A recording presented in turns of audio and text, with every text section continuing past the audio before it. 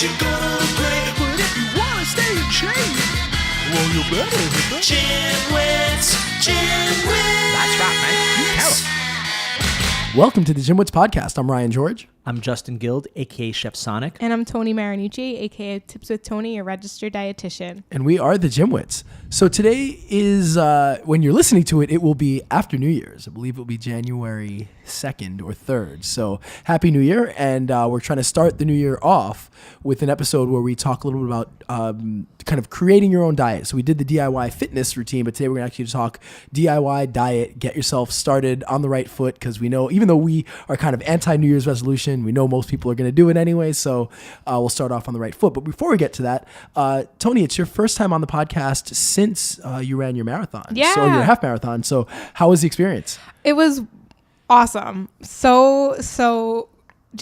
I just felt so accomplished afterwards. And I think what I posted about after was pretty much, it was totally mind over matter at that point. Like, I did the training, and when it came to just doing the race, I would just kept telling myself during the race, don't stop. I just kept going until I crossed that finish line. So it was a really good feeling. Was there a particular point where you felt like you hit the wall and you were just like, and that was the most difficult part of the race? No, so I didn't ever really hit a wall, but what was a little bit upsetting was that there was actually no porta potties. So Can you just imagine for 2.5 hours, like I needed to use the bathroom, like I couldn't. So at mile 7, and I had another 7 to go, I was like really, really struggling because I was like debated, do I go in the bushes? Like it's just uncomfortable. So yeah, that was the only part that was a little bit, I wasn't anticipating that. I thought there'd be at least like 1 or 2 throughout the way, and there weren't. So now, will you do another marathon, a half marathon, or go up to a full marathon? I'll definitely do another half because now I know what it takes to train. And I definitely will go about the training even a little bit more differently, just because you learn how your body reacts to the long runs and all that stuff. So I would really definitely do the half again. I don't think I'd ever do a full. The way my body felt the day after, for 2 days after, I can't imagine doing double that to my body. But it felt good. Let's see how I am going to work on improving my time for the halves, and, maybe down in the future. But right now I can't see myself doing a full marathon. Would you ever consider doing a triathlon type thing? Multiple disciplines? I don't know. Probably not. What I did just sign up for is a Spartan for my first Spartan race. So like that's more my style of exercise anyways. Yeah. So I think the Spartan is probably going to be, after my first Spartan, I'm probably going to be addicted to those. I could see myself doing that type of competition more often rather than like a triathlon. Which one are you doing? Like the short one or the I'm doing sprint? So the beginner one, the one at City Field. Okay, when is that one? It's in April. Okay, maybe I've done it a couple times. They've given us passes to do it. Really? Promoting it, so I'll check to see. Maybe have you signed up yet? I signed up. Okay. I'm on an all girls team, so I do apologize. Yeah. But for future, I would love to do it. Yeah, because I want to do it again. I remember like going there. I had an idea of what time I wanted to do. I beat the time I wanted, but it was like there were so many people. That's the only issue, is there are a lot of people, and you get stuck walking behind people. It was really frustrating. So I kind of want to go with the elite level, even though I'm not elite level, just so I don't have to deal with all the craziness. But one thing that'll be interesting with your team, see, I'm very competitive, and I realize I can't go with the team because I will totally leave my team behind if I feel like if anyone's lagging, I'm gone. Because I would see people like where one guy was like, cramped and hanging out, and his friends were all kind of encouraging him. I'm like, no, screw that guy, I'm done. So that's my only issue with something like that, is I'm too competitive to like to do it with the team. Well, I'm doing it this time obviously for fun. Yeah. It's, but I could probably see myself in the future if like picking a team. I would totally do that to really work and train for I'm not an elite at all. I've never even trained for a Spartan before. They actually just opened up classes near me where it's specifically for Spartan training. So I'm gonna start doing those. We could do a GymWits one. That'd be cool. One at some point we'll do. That means I have to do one as well. Yeah, that means you have to do one as well. Yes, you do. To get yourself into shape. So, and then I guess before we get into the other thing to announce is that we'll be launching the Tips with Toni podcast very soon. I'm so excited. So how will the Tips with Toni podcast be different from when you're on the GymWits? So it's not going to be as long and lengthy. It's not like interviews and conversations. It's more of just simple tips to help people to apply kind of what we talk about here. So we talk a lot of theories here, what works, what doesn't work. The Tips with Toni episode are pretty much just those tips or, ways that you can incorporate healthier eating in your lifestyle. So probably the longest one will be like 10-minute segments. And just for any listeners, so the Tips with Toni podcast, it's going to be its own feed. So if you're on, any of the iTunes, Spotify, look up Tips with Toni and subscribe to that. We will post it on the regular GymWits feed as well. But just so you know, you can actually subscribe to that one. You'd subscribe to that separately. It'll be Tips with Toni, which will be again on any of the anywhere you look for podcasts, you'll be able to find it. And yeah, it's awesome. Our first other show on the GymWits network. Yeah, you guys can't see my face right now, but I have not stopped smiling since they told me that they would help me with this. So I can't thank you guys enough. Oh, no, I feel like blessed. I really do. It's so crazy how we got connected. Yeah. I'm just so happy that it all turned out well. It really has worked out well. So like timing, it's one of those weird things where the timing just was, it's almost too good to be true. I was looking for a dietitian and it just all kind of worked out at the same time. So yes. All right, so on to the main topic, which is creating your own diet or your own eating plan. We probably prefer that to the term diet. And now we have all these awesome show notes here, but there's a question that I had first for both of you guys. Toni, I'm sure you'd have a good reason for this, but Ryan, you too. What are the benefits to creating your own diet before we get into the details of it? Mm-hmm. So the benefits could usually be if it's coming from you, it's probably foods you already eat, foods you enjoy, food you're able to prepare. And probably you're more likely to stick to it if you're creating it. But there are definitely some negatives too. I mean, there's some great things, but then the downside is also like, how much knowledge do you have? What's the goal? There's positive and negatives. Yeah, I would agree. I think it's similar to exercise, that doing it yourself is useful if you're the type that is willing to kind of take the initiative, but there is a certain amount of guesswork that's involved. So you kind of do have to take a bit of the initiative. You have to want to, and it's never going to be as good as having somebody there professional looking at everything you do and making it for you. But I think but there is value in it for the type of person who kind of wants to figure it out on their own and maybe has a little bit of basic knowledge and, so there's definitely value in it, but obviously, there's cost, risk, reward to anything you kind of. Mm-hmm. So what is the first thing to consider when creating your own eating plan? Well, you definitely want to know what the goal is. So some people might be developing. Should have seen that one coming. Yeah, I think we talk about what the goal is all the time, right? We want to know what the main focus is. So some people, their meal plan is going to be geared towards weight loss. Some people, it might be towards improved athletic performance. Some people it might be for weight gain or muscle gain. Some people it might be to improve their diabetes or their high blood pressure, their cholesterol. I mean, there's always going to be a different goal. So that needs to be at the forefront because there might be multiple things going on, but we have to pick out the most pertinent thing, the thing that's really standing out, the thing that's we really need to control that first, and then kind of go from there. Now, are there any, outside of the goal, are there any other concerns that kind of maybe deal more with the individual that they have to take into account when preparing their own diet? Well, yeah, if there's a medical condition or you take a medication that interacts with food, or if there's any sort of hesitation where you feel like maybe I should talk to my doctor first, then definitely do that. When it comes to medical conditions, kind of like what I was saying about the big goal, you might have high blood pressure, high cholesterol, diabetes, a combination of different things. And if that's the case, you definitely want to seek out a registered dietitian, talk with your doctor, and really kind of decide what's the best place to start. So like your numbers for diabetes might be a little like your blood sugars might be like crazy out of whack, whereas your cholesterol is a little bit high. So you still need to be mindful of certain food choices, but maybe we need to focus on controlling your diabetes first. Now, if there is a medical condition involved, though, that's where this whole creating your own meal plan is more going to be for a healthier individual. I would say if you're creating your own meal plan and there is a medical condition, definitely, seek an outside source like a nutrition professional, like a registered dietitian, to kind of mainstream it more towards you.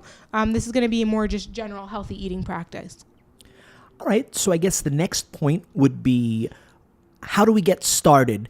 And before you jump into that, similar to the exercise DIY, one of the first things we needed to consider were the logistics of it. Now, there's certainly going to be different logistics when it comes to creating your own eating plan as opposed to an exercise plan. Some of the logistics we dealt with there were, where do you live? Are you able to get to a gym? What can you afford as far as exercise equipment is concerned? What are some of the logistics of creating your own diet plan? And there, how do we get started? Yeah, definitely. I mean, number one, that thing comes to mind is, what do you have access to? Like, realistically, like, what are the supermarkets that surround you, or where are the restaurants that, because your meal plan can incorporate like purchasing, an oatmeal from the deli. It doesn't necessarily have to be something you prepare, but like, what do you have access to? What is your budget? Are you looking to make all these fancy meals, or do you have a tight budget? Do you have to really kind of make healthy food out of, canned items and frozen foods, which is possible, but those are things that you want to consider. And of course, how much time do you have to make these preparations? Absolutely. Time is huge, especially I think cooking skills is like a really big one, because time and cooking, that's a skill. Being able to prepare healthy dishes in a short period of time, it's a practice, and it's totally possible, but you have to have the education behind it. And definitely there needs to be some sort of basis available of like, being able to use a frying pan or the oven or even the microwave, like knowing that you can make eggs in the microwave, like little fun tricks like that. That's definitely going to play a key role. So sorry to cut you off, Ryan. So where might we be able to find out some of those tips? On Tips with Toni? All right, very good. Sorry, we have to plug it. Mini segue, and we digress. Yeah, and I had a good point, and you cut me off, and I don't know what my point is now. Okay, so I guess I'll ask this, and I'll try to figure out what I was going to ask.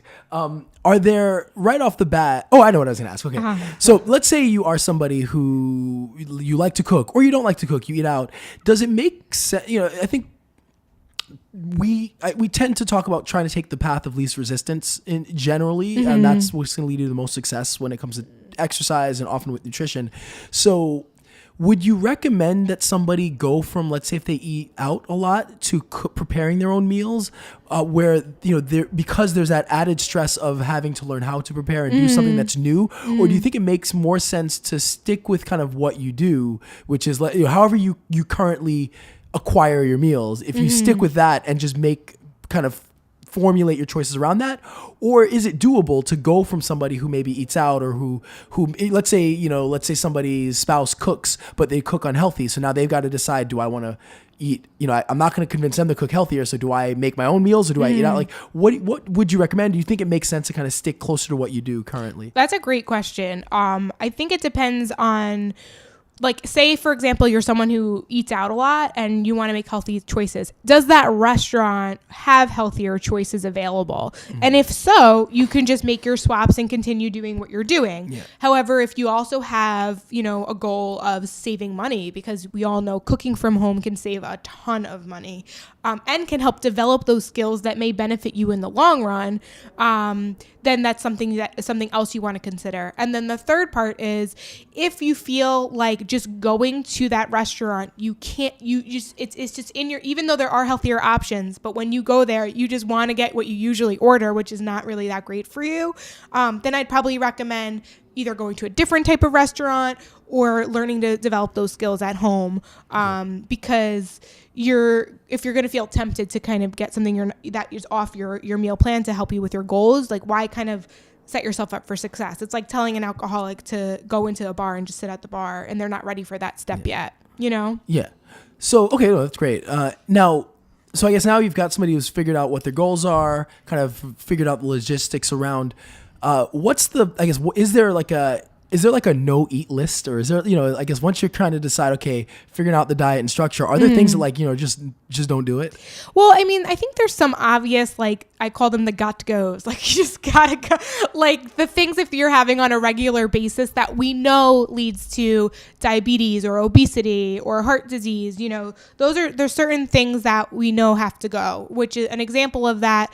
It's actually not food related, like smoking, for example. We know that's not good for our health, so that's got to go. So like, how do we work on developing those strategies to remove certain foods or habits from our lifestyle?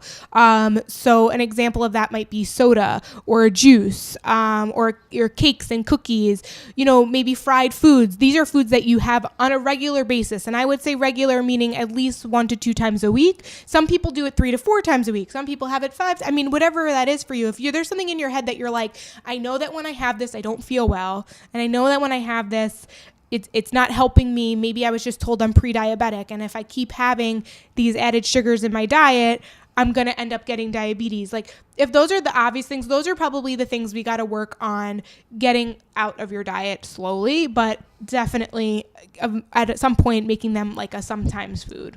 And it's funny that you mentioned that because in a recent interview that Ryan and I did on TheGymWits, one of his longest and still current clients would drink a soda every day and then go and eat cookies or cakes, stuff like that, and just would do it every day and just went about doing that. And I guess for him, those were the got to goes. And he even talks a little bit about how when he started getting healthier, he would make those choices not to have the soda or not to go to Wendy's and have the Frosty and the burgers and the fries and stuff like that. Yeah, and it definitely is. I think it's helpful to get rid of those foods when you have an alternative. So an example of, instead of having soda, if you're used to drinking soda, maybe flavored seltzer. If water just doesn't cut it for you, maybe get some fresh fruit and like kind of squish it on the bottom. We call metal it with some fresh mint leaves, infuse that water a little bit to excite it for your taste buds. If you're used to drinking fruit juice, maybe have fruit instead. If you're used to having French fries, get a baked potato. I mean, some of these things might seem a little bit crazy for someone. They're like, no way, I love my French fries. How can I have a baked potato? But these are things that when you do them and you feel better, you actually want to continue to do it. And you realize that it's not that hard. And it takes time and it takes effort. But a lot of, maybe this is jumping to the next topic, but it fits, is a lot of nutrition and not so called dieting, but just committing to that healthy lifestyle is behavior change. And it's making those habitual changes that are actually going to create those long-term results. So I'm glad you segued that nicely.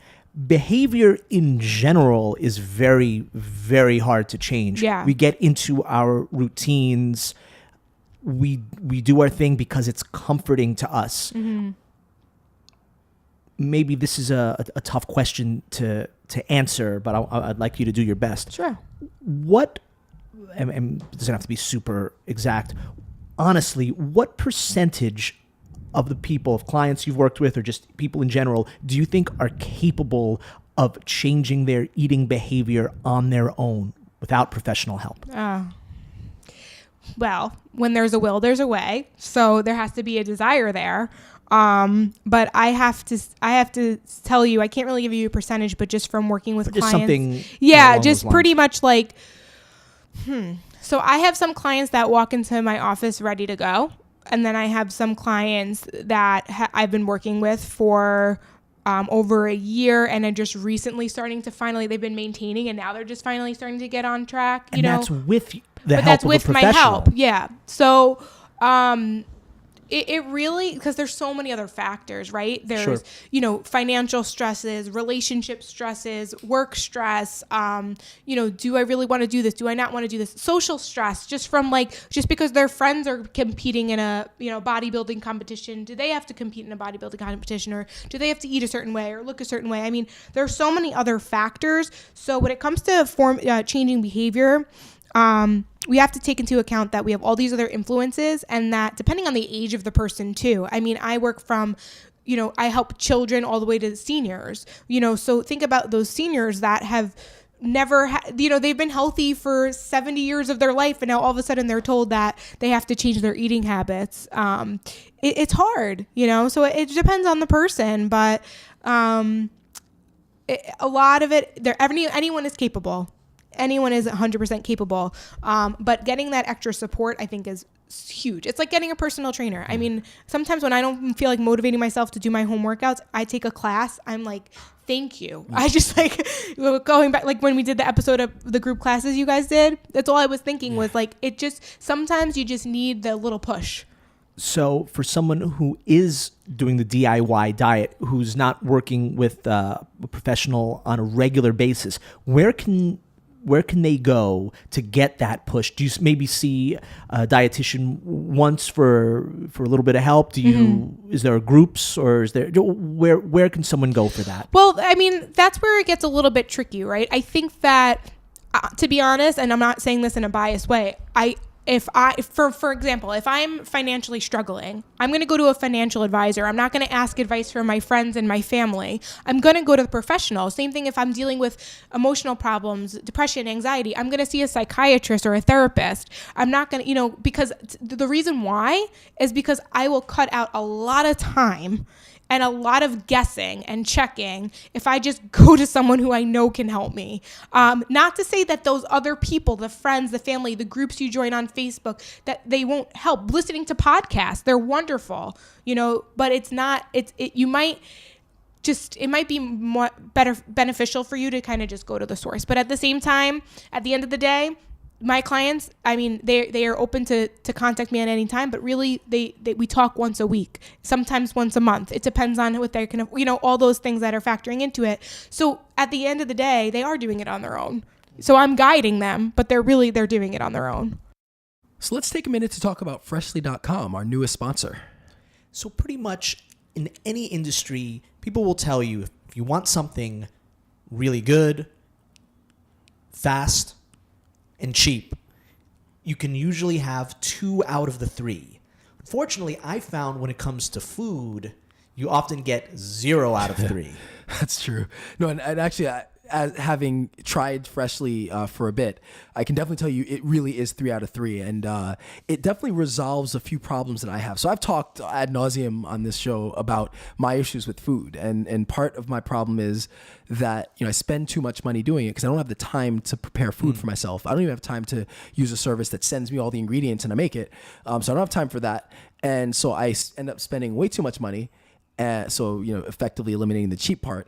And then I also end up making poor choices, constantly. Again, when you're left to your own devices, it's easy. I'm not alone in this, making bad choices when it comes to food. And when you do cook, it's like you have to schedule. It's a whole night, and it can be fun, but it's like forget about doing anything else that night. Exactly. So Freshly for me actually resolves a lot of this. And as I'm looking for the solution. So Freshly is a meal delivery service, and for as little as $8.99 a meal, you get everything sent to you. It's already made. It's already packaged. It's prepared by a chef. They're nutritionists on staff to make sure that it has the appropriate ingredients. It's made healthy and right.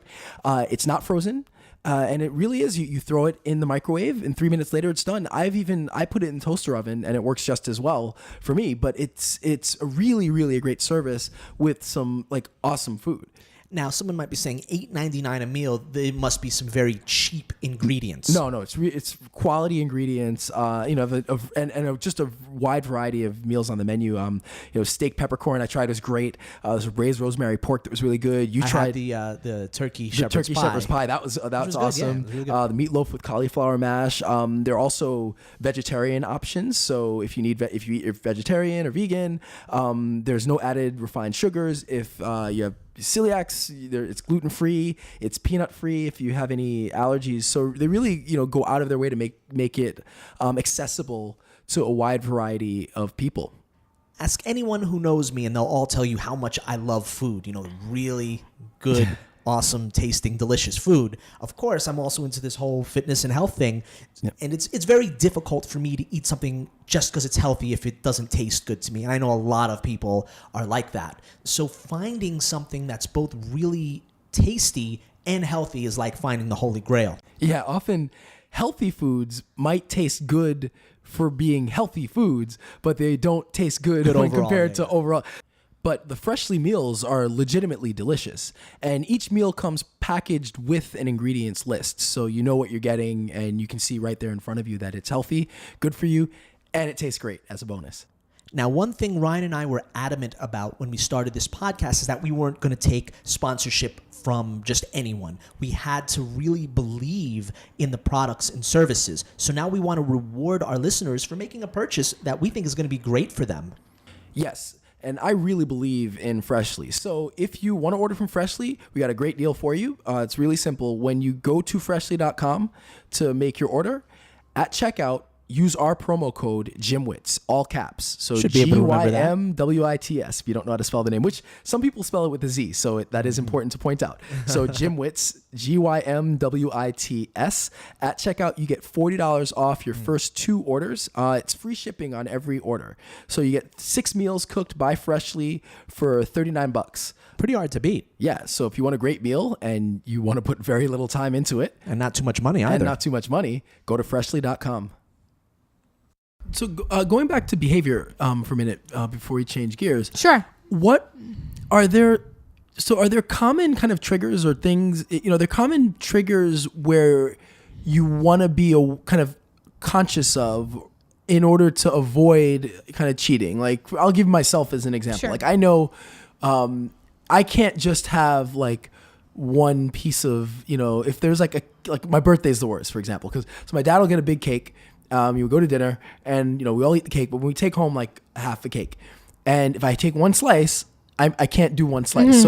So like, are there certain common triggers, common areas where people falter that they should be aware of in order to stay on track? Yeah, definitely. I mean, you kind of just mentioned one of them. I tell people, like, if you know that having, like, I will recommend to my clients, for example, they tend to do really well during the day. They come home from work, they sit down in front of the couch, and they bring the bag of tortilla chips with them on the couch. So my recommendation to them is take the portioned amount, keep the bag in the kitchen, then go to the television and either eat the chips, then watch TV, or just eat that amount, and that's that. However, there are some clients that find that just those 10 chips doesn't matter. They're going to go back to the kitchen. They're going to overeat it because that's a trigger food for them.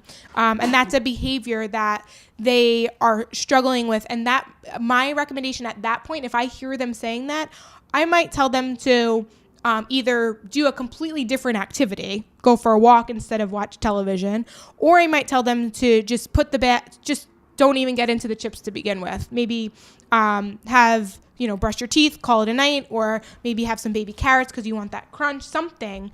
But yes, that's one behavior that I think if you could fix, that's a huge behavior to change. Because, right, if you're doing so well during the day and that's that one thing that's you're screwing you up, I mean, it takes effort, it takes time. But if you can fix that, you're more likely to succeed than I think doing any other plan. So a podcast that I often reference that Ryan and I made was one of our first, because it's something that that really occurred to me and something I've been thinking about for a while, is people don't like discomfort, right? We do almost everything we can to avoid it. The fitness and the diet industry is built on making people not have to try to give them try to achieve their goals without having to have any discomfort. So keeping that in mind, how should someone think about giving things up, right? Because it's uncomfortable if you really enjoy drinking beer, for instance, but we know that is not going to help you if you're trying to lose weight. How should someone have to think about, well, I need to give up a certain amount of my drinking, or if they really like sweets, I have to give this up, right? So what's the way to think about that? Because when you think about having to give things up, it's very uncomfortable. Yeah, and sometimes I think it causes anxiety for people, Sure. and it makes them kind of want to go into it more. So I think it's easier for people to either do like, so if, for example, if beer is the option, right? If you have 3 beers any given night, maybe go down to 2. or switch those 3 beers for 3 light beers if that's more comfortable for you. So yes, getting results, you have to be somewhat uncomfortable, but I also too want my clients to feel comfortable so they have the confidence to be able to do it. So I would either recommend slowly cutting back on whatever it is and gradually also increasing some things that they can have. So when you work with a registered dietitian, we really focus on helping people learn what they can eat. We try not to focus so much on the foods you can't eat, because when you hear the word can't, it's like you want to rebel, you want to have it, right? So I try to tell people, have fruit for a snack, have carrots and hummus I give them options so they don't feel like, oh God, I'm not eating and I'm going to overeat because I have nothing to choose, right? So healthy swaps or slow cutbacks, I think those are 2 helpful methods. Okay, so let's say for average person, they got to make choices for breakfast, lunch, and dinner. Mm-hmm. For each meal, let's say, maybe there isn't a difference between them, but what thing, like, without going into all the unlimited choices, like what things should they be thinking about when making the decision on what foods to choose? Because obviously we have that part of it, which is, they still have to decide what foods are going to be good, what foods are going to be bad. So what kinds of things should they be thinking about as far as what to eat and, what not to eat, what to be wary of? For, let's say, choosing breakfast again, choosing lunch, choosing dinner, maybe portions if that matters. If it matters to have fewer large meals or a lot of small meals, like I guess any of that can help. Yeah. So there's a lot of different ways we can go about it. So I use different strategies. One of them I think is most helpful is because people always ask me, what should I eat? But I don't know anything about you. How can I tell you what to eat if I don't even know what you enjoy? I don't even know if you have food allergies or intolerances. And here I am telling you, okay, in the breakfast have eggs and you have an allergy to eggs. So what I like to do, I think once again, it's not the easy way out, right? But it's a good strategy, is I tell people to write down what they're currently eating. They write down what they usually have. Are they even having 3 meals a day? Because right then and there, that's a behavior, once again, that we might need to change or incorporate. So I'll have them write down what they're eating and then ask them, like, okay, are you willing to, like one of my clients, awesome, he actually just told me, he just started with me, first week, he's down 2 pounds, right on track, so excited. All he did was, because that's what he was comfortable with, was go from having a sugary cereal to a plain, like a Cheerios, basically. He swapped his cereal, the choice, from having like Frosted Flakes, Fruit Loops, all those sugary stuff, to now just having Cheerios as his cereal. And I think he changed his milk from like 2% to 1%. That little switch, and yes, being mindful and paying attention, he's down 2 pounds for that. And I think that is where we have to begin, is what are you currently eating? And then what are you willing to change? All right, so a daunting task, and this is something that has always been very uncomfortable to me, I've never liked doing it, is calculating and to sort of piggyback off of what you just said, writing down what you eat.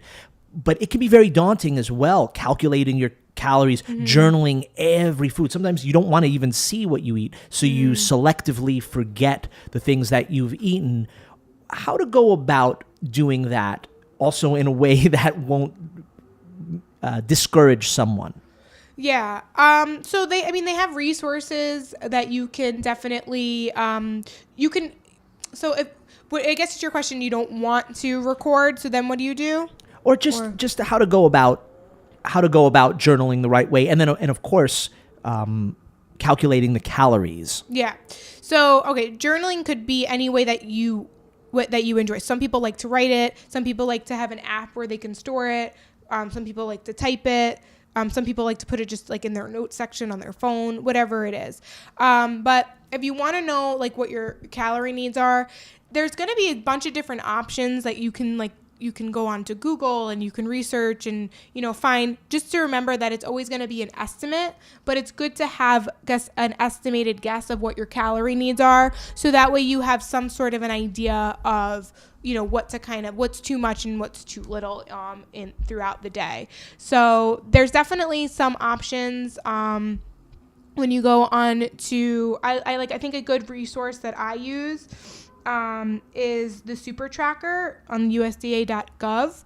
I like that because it'll actually break down your calories into servings of like, this is how much protein you should have, this is how much fruit you should have, these are how much servings of your healthy fats you should have. And I think it makes it easier when you break it down into category rather than having to calculate calories, because calorie counting is an effective strategy, but it might not always be I guess the healthiest strategy for the mind. I think for some clients that I have, they find that if they only have a certain amount of calories left, they either might just like give up and just have whatever they want because it's like they don't want to stay within that realm, or they might keep it really, really low because it's like it makes them feel better that they're under their calories.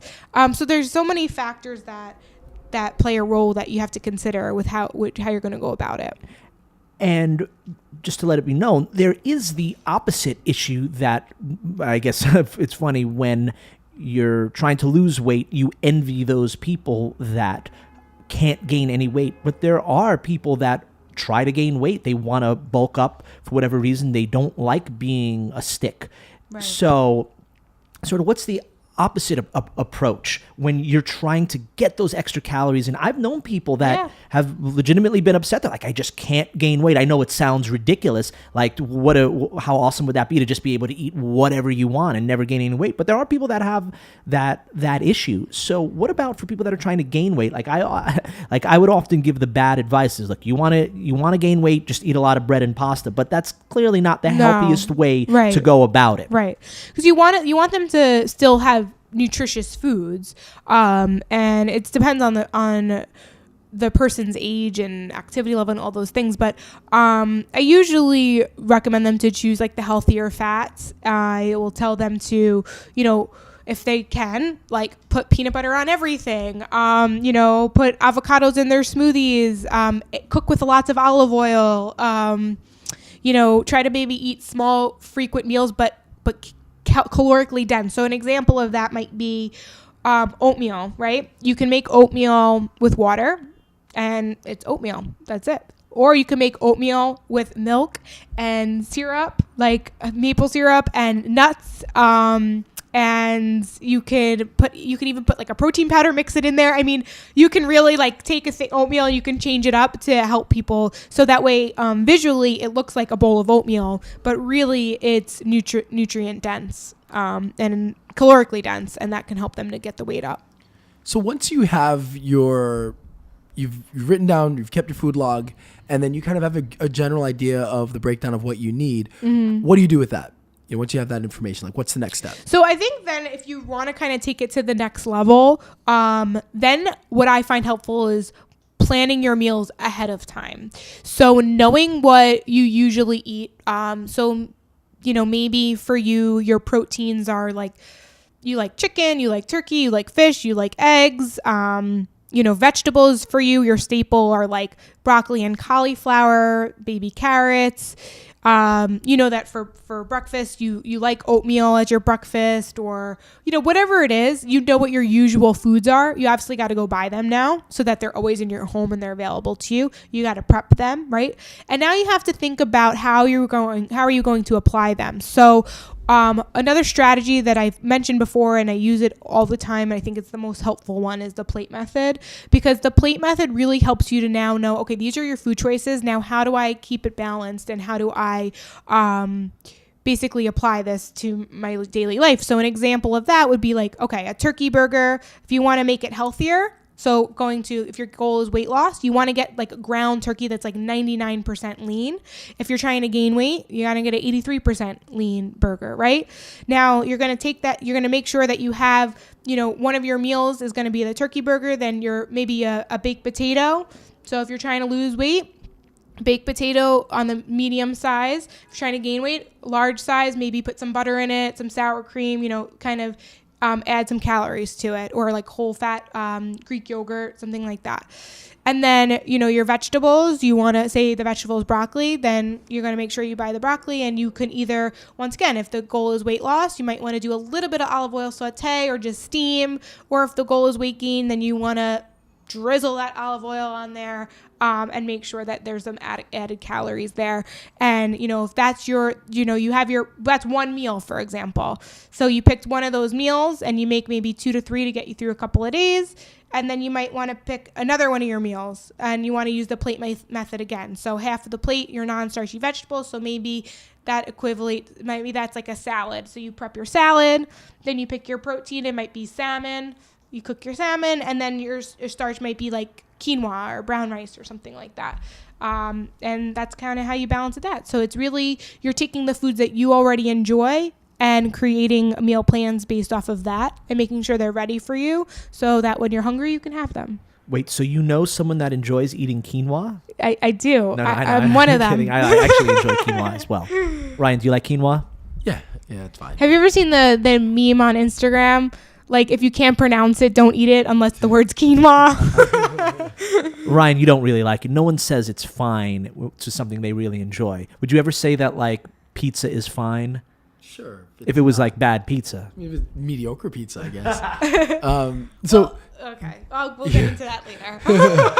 Well, no, I'm thinking there's a place, this Korean market, and they sell, like, these quinoa pot thing. It's already made quinoa, and then they have like a pesto basil thing that you pour it on. It's I think I just like the pesto and basil thing. Yeah, quinoa is just something the to flavor, soak up the right? pesto, but it's perfectly fine. So now, question: one of the big things whenever it comes to dieting, everyone has they want to have a cheat meal or a cheat day. Mm-hmm. So how do you navigate? Is it better to just eliminate the cheat meal altogether? Do you include a cheat meal?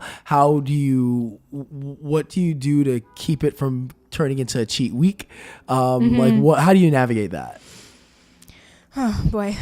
It's hard. That's, I think, the hardest thing that I have to get through to my clients is that, food is fuel, food is nutrition, and it's breaking that relationship with food. And I think a lot of people have a really hard time with that. I don't believe that the cheat meal or the cheat day, the cheat week is a good way to go about dieting or living a healthy lifestyle, because it really just sets yourself up for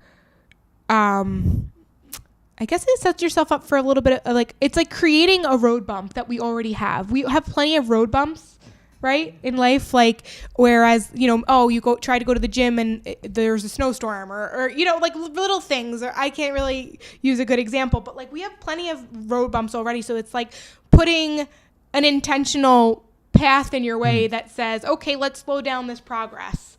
I really feel like if you're truly developing healthy eating habits and behaviors, you're naturally going to have those little upsets, and it's about learning how to deal with it. So it's doing the best you can to, we were saying earlier, resist those tortilla chips until you feel comfortable enough where you can have those 10 with a little bit of salsa and then be good with it.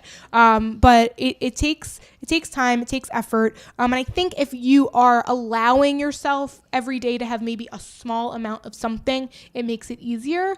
But a small amount. So an example of that would be maybe 2 squares of dark chocolate. That's like kind of your sweetness for the night, and you're okay with that. Being honest with yourself, are you letting yourself have a little bit of chocolate and a little bit of candy and a little bit of juice and a little bit of soda, and then really are we actually on track with things? But allowing yourself to eat a pretty much balanced meal, I guess about 80% of the day, and allowing that 20% room for going, it doesn't have to be 100% perfect, and you work on that every single day, you're more likely to be on track with it. Now, I know we've discussed this before, as many of these topics have come up in previous podcasts, but this is an issue that I've had, and I know almost everyone struggles with it.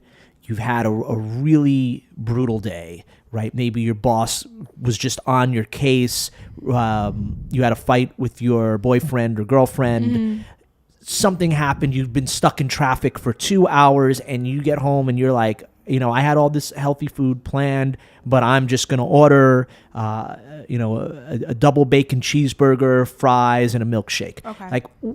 Just some advice. And we know we're human. That's going to happen once in a while. Right. But what are a couple strategies to say, I've had that hard day, but I still want to stay on track. Right. Well, number one is thinking about how you feel after you eat that milkshake, burger, whatever it is, the food, whatever your food is that you're trying so hard not to have.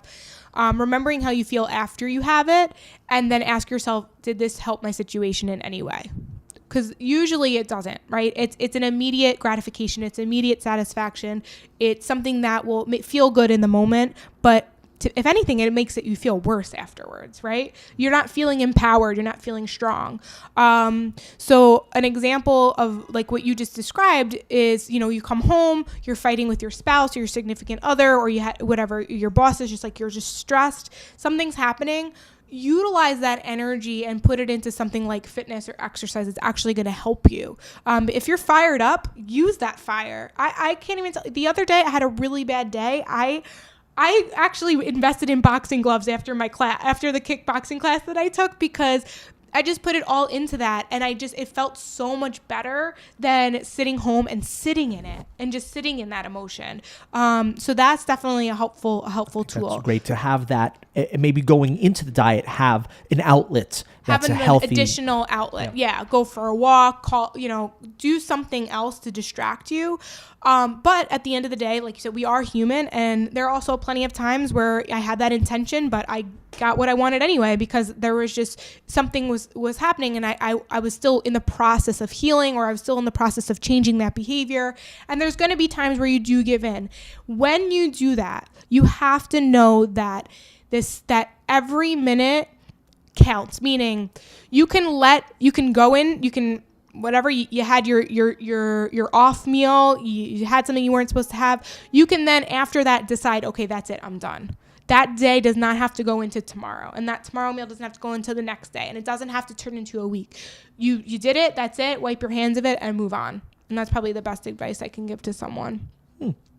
So, Ryan, do you have any other questions? Anything else that you're thinking? Is there anything we're missing, or anything else you'd want to leave for a listener that's trying to kind of put together their own nutrition plan?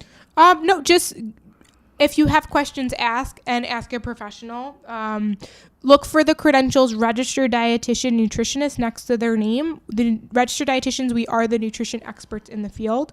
You are more than welcome to always reach out to me. You guys know that. I'm so happy that you guys do. A lot of people reach out to me on Instagram, but I'm also on Facebook and Twitter. You can email us at any time. I'd be happy to answer any questions you have. But if you really do want to work with a registered dietitian and they're in your area, definitely seek them. And I think they might be able to help you a little bit more. And of course, if anyone is doing this right now or plans on creating their own eating plan, let us know. We'd love to hear about the results that you've had. Yes. Did you fail in doing it? Did you succeed? Somewhere in between, just let us know, because all the feedback that we get and all the comments and the questions and the stories help us give you guys better information. Definitely. And I just end with consistency is key. So you're naturally going to fall off track. You're naturally going to hit bumps and roadblocks along the way. But make 2018 the year to commit to a healthy lifestyle. It's not a diet. If you think of it as diet, you think restriction, you're already going to be, giving it up by next week. Really think of this as a complete lifestyle change. And this is just the new you. This is the new foods that you eat. This is the new foods that you cook. These are the new foods that you order out. This is your new diet, but it's not a diet. It's just your way of life. Yep. Remember, don't diet, live it.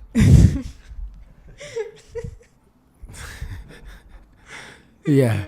Well, with that, as usual, our stuff is at TheGymWits.com. All of our social media, contact information if you want to be on the podcast, or if you have a question for Ask the Trainer or Ask the Dietitian, it's all there. And Toni, where can people find you? Facebook, Instagram, Twitter, or YouTube. Tips with Toni, Toni with an I.